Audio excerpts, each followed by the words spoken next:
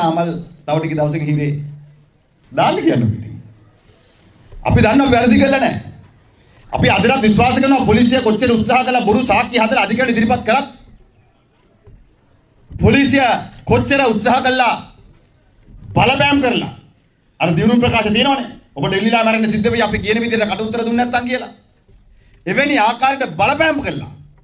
බොරු සාක්ෂි හදුවත් මිලට අධිකරණ පද්ධතිය විනාශ කරන්න ගරු විනිශ්චයකාරවරුන්ට තියන්නේ නැහැ. මම දැක්ක පහුගිය දිනවල මේ ආණ්ඩුවේ මැති ඇමතිවරු අදහස් පළ කරනවා. දැන් මේ ආණ්ඩුවේට තියෙන ලොකුම ප්‍රශ්නේ තමයි අධිකරණයේ ශ්‍රේෂ්ඨාධිකාරී මිනිසුරුවන්ගේ කාලෙ දික් කිරීම. හැබැයි අපි ගමට එනකොට ගමේ ගොවියගේ ලොකුම ප්‍රශ්නේ පොහොර නැහැ. වී වලට මිලක් නැහැ. දරුවන්ට රැකියා නැහැ. කන්න නැහැ. ජනාධිපතිවරයා හරිය ප්‍රසිද්ධයි කියපු සමීක්ෂණ වාර්තාවම තියෙනවා 150 බඩගින්න කියලා. හැබැයි රටේ ජනතාවගේ 150 බඩගිනින ජනාධිපතිවරයාට ආත්ම ශක්තියක් නැහැ. මේ රටේ ජනතාවට තුන් වේල කන්න දෙන්න පුළුවන් වැඩපිළිවෙලක් හදන්න. හැබැයි එහෙම හයියක් නැති ජනාධිපතිවරයා තමන්ගේ හයිය පෙන්වන්න හදන්නේ කොහොමද? රටේ සමස්ත නීතිඥ ප්‍රජාවම විරුද්ධ වෙද්දී පහළ අධිකරණවල ගරු විනිශ්චයකාරවරු විරුද්ධ වෙද්දී පොදු රාජ්‍ය මණ්ඩලයේ නීතිඥ සංගමයේ විරුද්ධ වෙද්දී ආසියාතික නීතිඥ සංගමයේ විරුද්ධ වෙද්දී බලහත්කාරයෙන් හරි කමක් නැහැ. ගරු ශ්‍රේෂ්ඨ අධිකරණ මිනිසුරුවන්ගේ කාලෙ දික් කරන්න තමයි ජනාධිපතිතුමාගේ ලොකුම ප්‍රශ්නේ. මම දැන් ඉතිහාසයේ මේ මෑත ඉතිහාසයේ ගොවි ජනතාව බඩගින්න හිටියා නම් මේ JVP ආණ්ඩුව යටතේ. නේ? ගොවි ජනතාවට තුන් වෙල බත් කන්න විදියක් නැත්නම් ඇවිල්ලා තියෙනවා. අද පොහොර ආණ්ඩුව බලයට ආවේ නොමිලේ පොහොර දෙනවා විදිහට කතා කරේ. ඔබට මතකයි. බෑද ආණ්ඩුවේ සහනාධාරණකොට පොහොර ගහලා ඉවරයි. ආණ්ඩුවේ ඉන්න ඇමතිවරුන්ට යලමහ අඳුරගත්ත විපක්ෂ ඉන්නකොට. දැන් කුඹුරු මඩ කරන කාලේ ඔයක් කපන කාලේ පොහොර ගහන කාලේ පිළිබඳ අවබෝධයක් නැහැ. එයාලගේ පොහොර එනකොට වැඩේ ඉවරයි. පාර්ලිමේන්තුවට ඇවිල්ලා 159 දෙනාම කයිවාරු ගහනවා. කයිවාරු ගෙවුවට ප්‍රතිඵලයක් නැහැ. මම දැක්ක එක ඇමතිවරයෙක් කියනවා නාමල් රාජපක්ෂ දැන් දඟලනවා වැඩි. ඔව් දඟලනවා තමයි. වැඩිද නැද්ද කියන එක මම දන්නේ නැහැ. හැබැයි ඔයාලා පිස්සු කෙල්ල සැරට මම කියනවා. එයාලා හිතන් ඉන්නේ අපි මේ රටේ ගොවියාගේ ප්‍රශ්න ගැන කතා නොකර ඉන්න ඕනේ. තාත්තා දඟයිනේ. තාත්තා දඟයි පුතත් දඟයි. මොනවද කරන්නේ? ගොවියාගේ ප්‍රශ්න අපි කතා කරනවා. ඒක අපි පාර්ලිමේන්තුවේ පිටත අපි කටවහගෙන ඉන්නේ නැහැ. ආණ්ඩුව කන්ටේනර් පන්නපුව ගැන අපි අහනවා.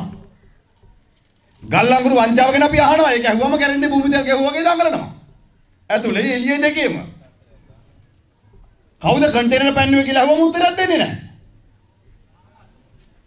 කවුද පිටින් හාල් ගේන්න නියෝග කරේ කියලා අහුවම කියන්නේ නැහැ. ඇයි වීමිල දෙන්නේ නැත්තේ කියලා අහුවම උත්තරයක් නැහැ. ඒ කාලේ විපක්ෂින්න කාලේ කියපුවා කොහොමද? අර කැප් ගේනවා කිව්වා. අඩු ගානේ වනජීවියකට වාහනයක් දෙන්න, ගොවි ජන සේවාවකට දෙන්න, පසු වෛද්‍යන වාහනයක් දෙන්න. නෑ. පාර්ලිමේන්තු මන්ත්‍රීවරුන්ට නම් කැප් 225ක් ගේනවලු. මේවා ප්‍රශ්න කරාම ඉතින් අපිට බයිනවා. මේවා පිළිබඳව අපි ප්‍රශ්න කරාම මොකද්ද කියන්නේ? දැන් විපක්ෂය කලබල වෙලා. මම දැන් පහුගිය දවස්වල බන්ධනාගාර සිද්ධිය පිටිපස්සෙන් නාමල් ඉන්නවා කියනවා. මම මේ බන්ධනාගාර සිද්ධිය ආණ්ඩුවට මේ සාමාන්‍ය දැනීම පාවිච්චි කරලා මේ බන්ධනාගාර ඇතුලේ ප්‍රශ්න විසඳගන්න බැරි නම් අනේ ඇමතිවරයාට කියන්නෝ කියලා බලන්න කියලා බන්ධනාගාර ඇතුලේ අද වෙනක එක දවසක් එක බන්ධනාගාරයකට ඇමතිවරයා ගිහිල්ලා නැහැ. ගියා නම් පාර්ලිමේන්තුවේ කියන්න බෑ මං ගියා මෙහෙම වුණා මෙහෙම තියෙනවා අපි මේ වැඩේ කරනවා කියලා නෑ. ගිහිල්ලා ඇමතිතුමා සාකච්ඡා කරන්නකො රැඳවියෝ එක්ක. ආන්නකො මොනවද තියෙන ප්‍රශ්න? අඩුම ගානේ බන්ධනාගාරයට යන්න බය නම් අර දෙමව්පියෝ හම්බෙන්න. රිමාන්ඩ් වෙලා ඉන්නයි. දෙමව්පියෝ හම්බෙලා අහන්න අම්මේ තාත්තේ මොකද්ද ප්‍රශ්නේ දරුවගේ? අපි කොහොමද මේකට මැදිහත් වෙන්නේ? මේ අද කරන්න තිබිච්ච එකක් නෙවෙයි ඇමතුමාට ඇමතිකම ගත්ත දවසේ කරන්න තිබිච්ච එකක්. ඇමතිකම ගත්ත දවසේ දැන් අද වෙනකන් බන්ධනාගාරය පැත්තපලාට යන්නේ නැතුව අද කෙඳිරි ගන්නවා. විපක්ෂයට බයිනවා. විපක්ෂයට චෝදනා කරනවා. ඔබතුමන්ලා අපිට කොච්චර චෝදනා කරත් අපිට කොච්චර බැන්නත් මේ රටේ ජනතාවගේ ප්‍රශ්න වලට පෙනී හිටින එක නවත්තන්නේ නැහැ අපි. අපි එක් කරනවා. අපි ජනතාව වෙනුවෙන් පෙනී හිටිනවා. ආවේ පීඩිත පන්ති වෙනුවෙන් පෙනී හිටිනවා කියලා. හැබැයි පෙනී හිටින ධනපති පන්ති. අසීමිත විදියට මහා පරිමාණයේ ව්‍යාපාරිකයන්ට බදු සහන දෙනවා. හැබැයි ගමේ ව්‍යවසායකට සහනයක් දෙන්නේ නැහැ. ගමේ කඩමණ්ඩියේ වෙළඳ පොලේ වෙළඳාම් කරන කෙනාට සහනයක් දෙන්නේ නැහැ. මහා පරිමාණයේ තමයි හිතවත් ව්‍යාපාරිකයන්ට සහන දෙනවා. සහන දෙනවා. අහුවත් කියන්නේ මොකක්ද? නාමල් තව ටික දවසක හිරේ. එහෙමනේ කියන්නේ දැන් ඉවුටුන කිව්වේ එහෙමනේ. එහෙම කියවන අහනවා කියලා. දාන්න කියන්නේ ඉතින්. අපි දන්නවා වැරදි කළා නැහැ. අපි අදටත් විශ්වාස කරනවා පොලිසිය කොච්චර උත්සාහ කළා බොරු සාක්ෂි හදලා අධිකරණ ඉදිරිපත් කරත්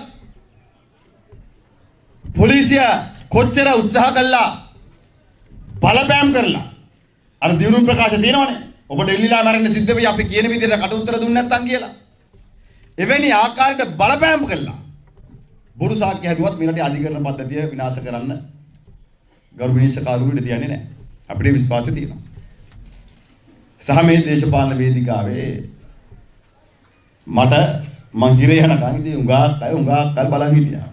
එහෙනම් අපි පැහැදිලිවම ආණ්ඩුවට කියන්නේ මේ නාමල් රාජපක්ෂව හිරේ දාලා නම් මේ ශ්‍රී ලංකා පොත්ජන පෙරමුණේ සටන නවත්තන්න ඔබ තමුන්නාසලට හැකියාවක් නැහැ කියන එකත් අපි ආණ්ඩුවට මතක් කරනවා. අපි ඕනේ මේකට දැස්ති. අපි ඕනෑම අභියෝගයකට සූදානම්. අපි ඕනෑම අභියෝගයකට සූදානම්. මේ ආණ්ඩුව යහපාලන ආණ්ඩුවේ පහුගිය කාලේ එකතු වෙලා තමයි හිරේ දාන්න දැකලා.